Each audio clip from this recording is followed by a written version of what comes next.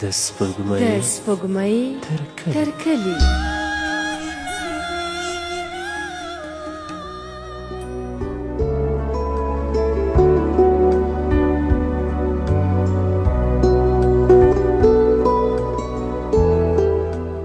سپوږمۍ تر کلي خپرونې قدرمنو دوستانو سلامونه مې ومنئ. په دې هیله یم چې ټول به روغ جوړ خوشحاله یاست. دوستانو بیا هم په دې خپرونه کې تاسو سره د مینې او جګړې ناول 6مه برخه شریکوم. تر پای شېبو راسره اوسئ.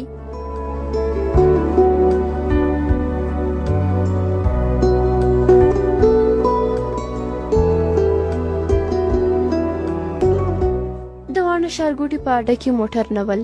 ملک یو هوټل ته چې د لرګیو په تختو او سترنجیو پوښل سوی و ورغی. چای راوغوښت. د څنګ سړي له خبرو پوه سو چې هغه هم خپل موټر کې وطن ته ځي. ترې ویې پوښتل د لارې ملګری دې په کار نه دی؟ نه ولې خو ما پکښې پیدا کوه. که په موټر کې ځای لرې زه به هم در سره ولاړ سم چې ډېره مې سودا ده. ځای نسته خو خبره داسې ده چې له ما سره په موټر کې مړی دی. شپه په لاره کې یو. د حکومت تیاری ګرځي چې موټر به ویني بمبار کوي او ته راسره ځې. دا خو به لا ښه سي. د چا له څښلو وروسته یې تابوت د موټر په شاتنۍ برخه کې کښېښود او روان سول. ملک لومړی خبرې نه کولې خو د قمندان سید محمد له خبرو پوه سو چې له مړي سره د خپلویو اړیکې نه لري. یوازې د هغه د ګروپ راکټ چې و چې څو ورځې د مخه په جګړه کې ټپي او بیا د پاکستان په یوه سیمه کې وفات سوی دی. ملک له جیبه د سګرټو قوطۍ راویست. سید محمد ته یې ونیو. سید محمد ورته وخندل. سګرټ دی که سګرټی؟ یا سګرټ دی. زه د سګرټیو عادت نه لرم. یوازې په سفر کې مې ساعت پرې تېر وي. سید محمد له جیبه د چرسو ټوټه ورکړه. ملک د چرسو تلی میده کړ. سګرټ یې ترې ډک کړ. اوس نو تیاره ماښام و او د ډاټسن موټر د لویو غرونو په منځ کې لاره ووهله. قمندان سید محمد هم په لاره د شپې کولو خبره هېره کړې وه. د موټر ټایپ سندره غږوله. دوی دواړه نور دا هېر کړي وو چې شاته یې د مړي تابوت پروت دی او هغه هم یو وخت د دوی د مورچل ملګری و. ټوکې وې، خندا وه. د چرسو دودونه د موټر سیټ په سر اخیستی و. قمندان سید محمد خو به هم نسوار تر خپلو پښو لاندې توکول. دوی ویل که د موټر شیشې خلاصې کړي لوګی ورځي او بیا به په دغو لږو چرسو ښه نشه نه سي. دا ژر ژر خبرې کولې. ملک ته یې د خبرو نوبت نه ورکاوه. په جګړه کې په خپلو کارنامو غږېده. بیا یې ورو ورو خبرې شخصي کیسو ته ورسېدې. هر یوه خپلې خاطرې بیان کړې. سید محمد د خپلو زړورتیا بېلابېل داستانونه بیان کړل. بیا په دغو نږدې غرونو کې په لومړي مرکز کې د خپل زړورتیا په باب ډارونکې کیسې وکړې.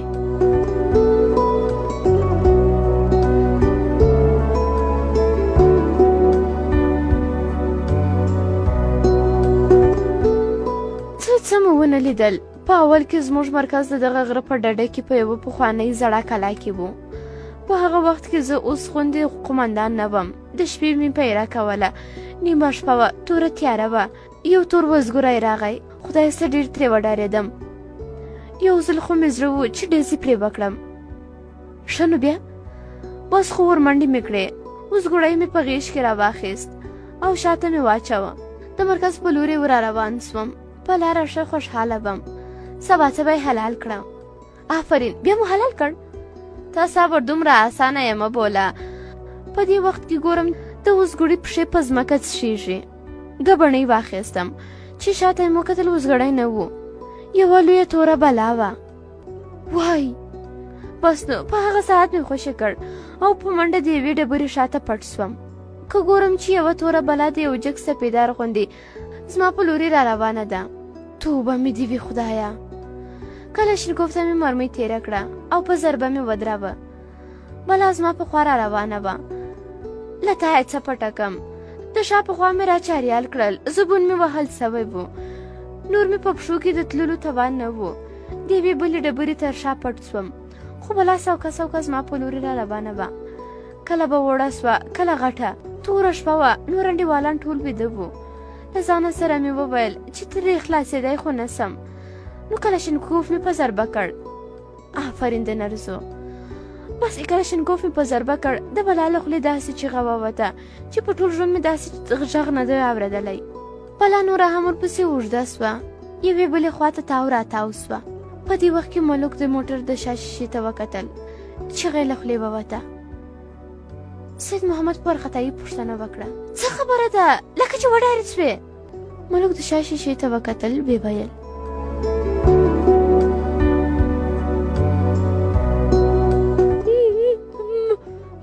مړی. سید محمد چې د موټر باډۍ ته یې وکتل، له خولې یې چیغه ووته، خیر خدایه دا خو مړی راپورته سوی، اوس به څه کوو؟ هله موټر تیز که، د موټر شیشه پورته که چې له دې خوا رانسي. موټر یې نور هم تیز کړ، د سړک لوړو ژورو ته یې پام نه کاوه. ملک د موټر دروازه ټینګه نیولې وه. موټر دومره تیز و چې ځان مې نسوی تکیه کولی. یو ځل خو موټر له سړکه بې خواته سو او نږدې و چې چپه سوی وای، خو بیرته سړک ته راسم سو. بیرته یې سړک ته راسم کړ. ملک شاته وکتل، مړی نور هم د دوی خواته رانږدې سوی و. د لاس په اشاره سید محمد وپوهاوه. موټر نور هم تیز سو. د موټر د منځ د چراغونو اشارې یې مړې کړې. ملک د سترګو له کونجو بیا شاته وکتل. مړی ولاړ و او په دواړو لاسونو د موټر د سیټ بام نیولی و. په دواړو خولې راماتې وې. یو ځل خو د ملک سر د موټر له چت سره ولګېده. شاوخوا تپه تیاره وه. اوس دوی د غره تر تنګۍ راوتلي ول. څه شېبه وروسته ملک وویل، تر څو به په دښتو کې منډې وهو، تر اوسه لا ماښام دی، کیدای سي هم ډېر لرې دی. نو څه کوو؟ نه پوهېږم. نور مې په لاسونو کې دمه نسته. موټر دې زده دی؟ نه. له دې سره یې موټر نور هم چټک کړ، خو د ملک زړه طاقت ونه کړ. بیا یې ورته وویل، آخر چیرې ځې؟ چې موږ څومره ځو، مړی هم را سره ځي، چېرته به ترې خلاص سو؟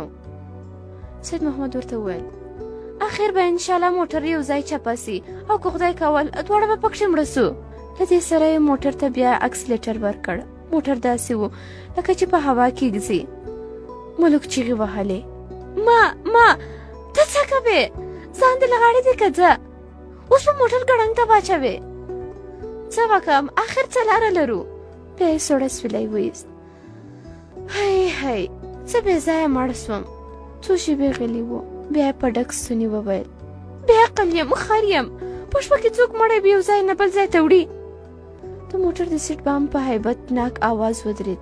ملک په لړزېدلي آواز وویل، مړی بام ټکوي، بل کار به وکړو. څه کار؟ وبه تښتو.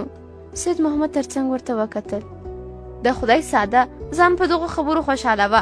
له مړي تښتېدی سې؟ چیرې به ځې؟ د موټر دروازې به خلاصې کړو، په رفتار کې به دواړه ځانونه وغورځوو او په یو خوا به منډه کړو. دا خو دې بده خبره ونه کړه، خو دلته نږدې کلی نسته. تر دې کندو چې واوړو دا چل به وکړو.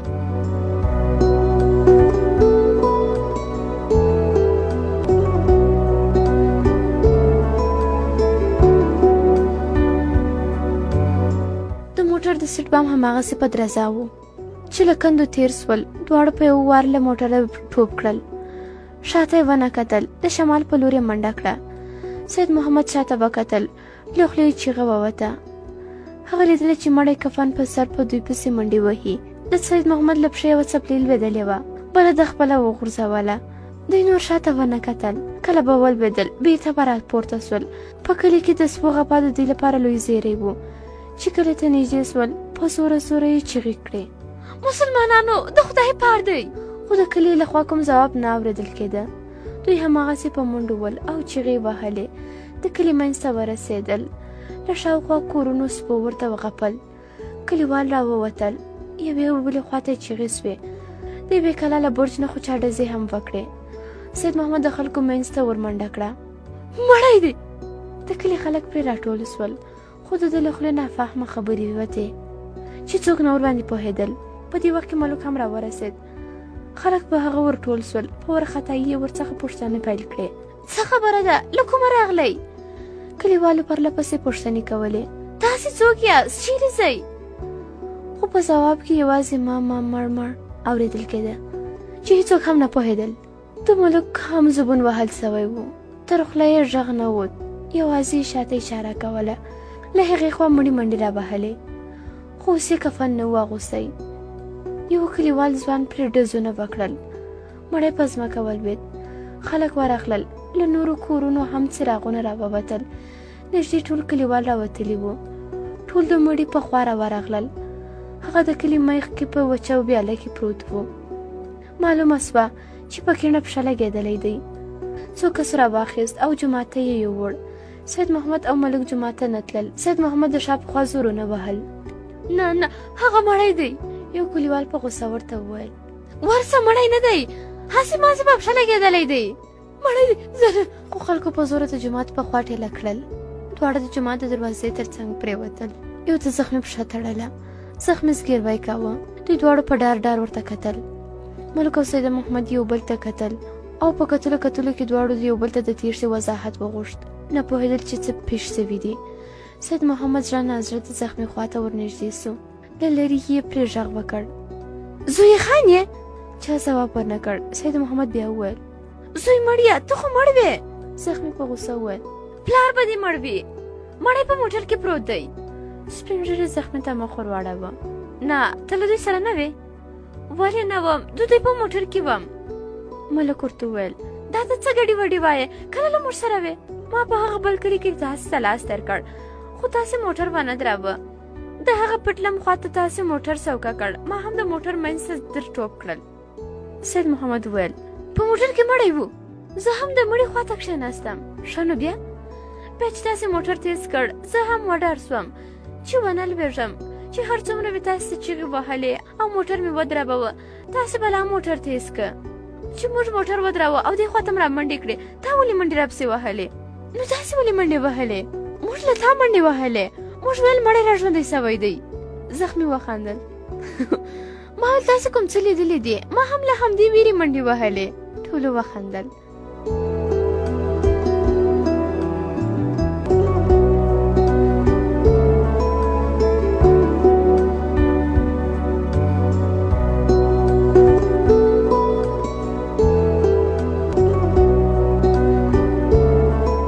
سید محمد سټ پګاراوه.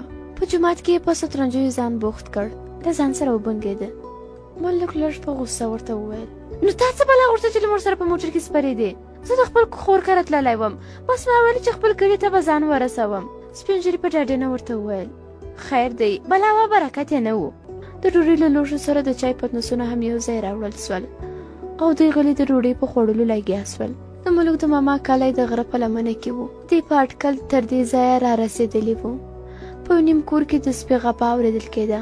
څو شېبې د کاریز په غاړه کښېناستل. وروسته له باغچې له دیوال سره روان سول. د سهار رڼا په خورېدو وه. دغه محمد د کلي مخې ته د لوڅ کاریز په غاړه ودرېده. نه پوهېده چې څه وکړي، که دروازه وټکوي او ناڅاپه ورسره مخامخ سي څه به ورپېښ سي. څو شېبې وروسته د لویې دروازې د شا زنځیر د خلاصېدو غږ واورېدل سو. یو د ټیټې ونې سړی راووت. په لاره داسې روان و لکه بوټونه چې په پښو کې آزاد وي او کوشش کوي له پښو یې ونه لوېږي. ملک وپېژانده. له ځان سره یې څوکه وویل هغه محمد ماما، هغه محمد ماما. ته د په لورې را روان و. ملک د کاریز د پاټ بلې خواته کښېناست. هغه محمد ګودر ته کوز سو او داسې وکړ. په څادر یې خپل مخ او لاسونه وچ کړل. له جیب نه یې ساعت راویست، په لاس یې وتاړه. ملک هم ورو ورو د ده په لورې ور روان سو. چې ورنږدې سو پرې غږ یې وکړ ماما. هغه محمد یوې بلې خواته وکتل. ملک یې ولید خو یې نه پېژاند. ملک چې ورنږدې سو ژړا ته یې نږدې غږ کې وویل ماما ته یې؟ ته څوک یې؟ مانا څوک یې؟ ملک له هغه ځایه پرې غږ وکړ زه ملک یم ماما. هغه محمد په وارخطا یو شکمن انداز ورته وویل ملک؟ کوم ملک؟ مانا څه وایې؟ کوم ملک؟ زه یم ماما. ولې نه مې پېژنې؟ او له دې سره یې په هغه ماما غېږ راتاو کړه. هغه ماما زړه نه زړه غېږه ورکړه. په روغبړ کې وارخطا ورته وویل والکه ته څوک یې؟ دا څه سره وایې؟ ځان یې لږ ترې لرې کړ او څېرې ته یې ځیر سو. ملک ته ژړا او سلګیو د خبرو مجال ورنه کړ. یوازې وویل ماما. هغه محمد رډ رډ ورته کتل. ملک خو یې؟ خدایه دا څه وینم ماما. هغه محمد بیا کښته پورته ورته وکتل. توبه مې د خدایه، ته خو مړ وې. خپله کلمه یې وویله دا څه وینم. او له دې سره یې ملک بیا ټینګ په غېږ کې ونیو. ښه ساعت دواړه په غېږو کې سره نیولي ول. خبرې یې نه کولې، یوازې د سلګیو اواز اورېدل کېده. هغه محمد ورو ورته وویل یا خدایه پاکه دا څه وینم. بیا یې په ځیر ځیر ورته وکتل. راځه راځه چې کور ته ولاړ سو. دواړه د کور په لور روان سول.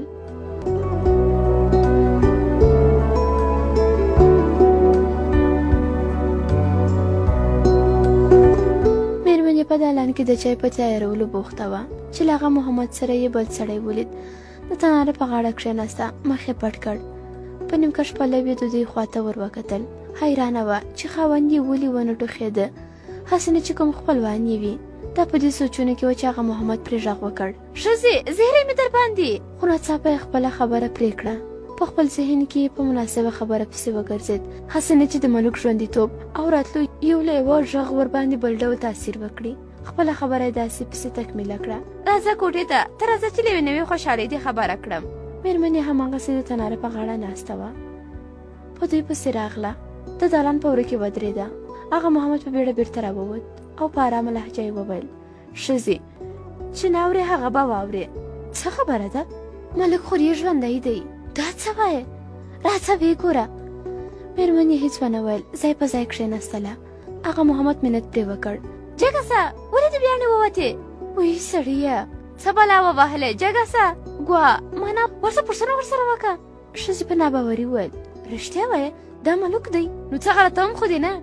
ښځې په سادګۍ وویل: بله ورځ یې قبر ته ورغلم، قبر یې روغ جوړ و. هغه محمد په غوسه ورته وویل: ډېرې خبرې مه کوه، ګوا مانا ورسه پوښتنه ورسره وکړه. ګوا مانا مړی را ژوندی سوی دی.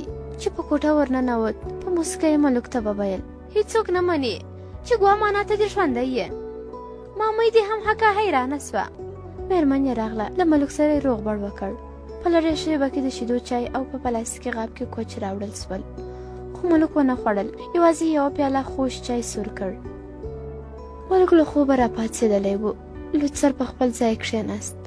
یو ځل بیا یې کوټه تر نظر تېره کړه. مخامخ د یوې کړکۍ هندارې تر څنګ د هغه محمد د ځوانۍ عکس راځوړند و چې کیڼ لاس یې په سینه ایښی و. د کرتۍ په جیب کې یې قلم او یو بل لرګی چای مسواک به و. له ورایه معلومېدل د عکس چوکاټ په لرګیو د وریښمینو سره شنه ژیړ ګلان ټومبل سوي ول. ترې لاندې 2 صندوقونه ایښي ول. یو ساده کوچنی و او بل یې تر هغه لوی ښکلی و چې څو کاله د مخه هغه محمد له هندوستانه راوړی و. د کوټې یو بل دیوال جای نماز او ترڅنګ یې یوه بله رپیده او شکور چې منځ یې د وریښمینو او زرتارو په ګلانو ښکلي سوي و. دا د هغه محمد د مېرمنې د واده یوازینۍ نښه وه. هغې به د کوټې له جارو کولو وروسته یو ځل د خپل پیلو پیڅکه پرې راتېروله. ملک دیوال ته ډډه ووهله او د شکور او رپیدې په ګلونو کې یې سترګې ښخې کړې وې. سوچونه پسې واخیست. د فکر باز یې لرې لرې غرونو ته پرواز وکړ، لکه چې د شکور او رپیدې لیدلو یې پخوانۍ خاطرې وریادې کړې. هغه وختونه وریاد سول چې په زړه کې یې د خمارې سره د واده کولو ګوړې ماتولې. ترخه مسکا یې وکړه. ځان ورته ساده معلوم سو. په اسویلي یې وویل: بنده لرې نښلولی، مرګ یې لار ورته نیولې. دی په همدې سوچونه کې و چې دروازه خلاصه سوه. هغه محمد و. ملک تر بالښت لاندې سپینه خولۍ راواخیسته، په سر یې کړه. هغه محمد له دروازې پرې غږ وکړ: خورې ګله، خوب دې وکړ؟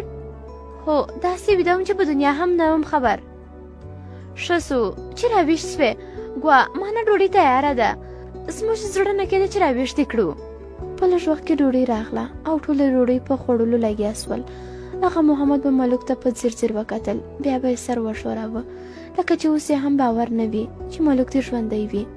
بې واره یې وویل: رښتیا چې څوک خدای دې پاک نه وي وژلی، ګوا مانا نه مړ کېږي. د ډوډۍ په سر هغه محمد ورڅخه پوښتنې پیل کړې. ملک په خبرو راغی: زه هم دې ته فکر وړی یم چې ولې وژلم او څنګه ژوندی پاته سوم. ګوا مانا چې تا هغوی وژل، خود به هغو ته هم وژلې. خو دا راته ووایه چې څنګه ژوندی خلاصوی او تر پاکستانه څنګه ورسېدې؟ ملک شمېرلې شمېرلې خبرې کولې. خبره داسې ده چې زه دښمن نه یم ویشتلی. هغه محمد په حیرانۍ پوښتنه وکړه: نو چا وویشتې؟ مدام شم. مدا شم؟ دا څه وایې؟ رښتیا؟ هو، نو څه درواغ خو نه وایم. هغه محمد په ناباورۍ او تعجب وویل: دا څنګه؟ نو ولې؟ نور زه هم نه پوهېږم. که رښتیا ووایم زما هم چندانې جنګ ته زړه نه ښه کېده. څه روسان خو نه ول، دوی هم مجاهدین ول او موږ هم. آخر جنګ بو، که مې زړه و که مې نه، جنګ مې کاوه. موږ بیخي سره نږدې سوي وو. زه واښم د یوې دیوال شاته پټ بو. هغه محمد چوپ و، سر یې ټیټ اچولی و. ملک وویل: له هرې خوا ګولۍ برېدې، جنګ زیاتې ختمېده، د ګولیو ډزونه لږ سوي ول. هاشم له ما نه لرې سو. په خپلو ګناهګارو مې ولید چې لاسي بم یې زما په لور راګوزار کړ. نور زه هم ونه پوهېدم چې څه پېښ سول. ښه نو بیا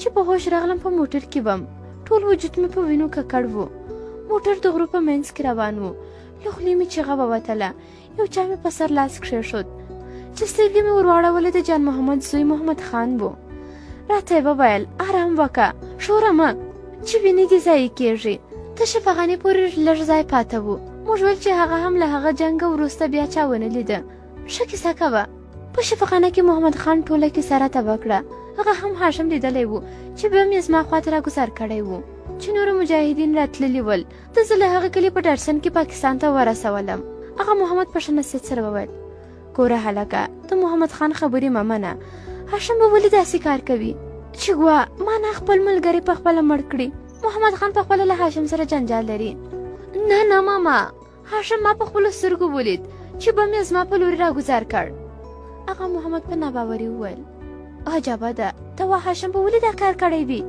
نه پوهېږم هغه محمد یوه ټوټه ډوډۍ په لوښي کې لمده کړه او پښو ته یې واچوله ویې ویل په هغه ورځ خدای تر ټولو ډېر خواشینی معلومېده ماما دا ته نه پېژنې ما ډېر وخت ورسره سر تېر کړی دی محمد هاشم لکه ګیدړ داسې دی په دهلیز کې له زانګو د ماشوم د ژړا غږ پورته سو د هغه محمد مېرمن زړه نا زړه له کوټې ووته هغه محمد وویل اوس د خبرې بیخ ته ورسېدم چې ګوا مانا هاشم ولې دا کار کړی دی جمالدین غریب تر دوست سپږمو رسولی دی ملک د پوښتنې په ډول ورته وکتل هغه محمد زیاته کړه د جمالدین د کور ودان وي نه زور ته تسلیم شو نه زرو ته جنکۍ هم مرګ مني خو دا نه یو وار خو یې زهر هم خوړلی و خو خدای ژوندۍ پاته کړه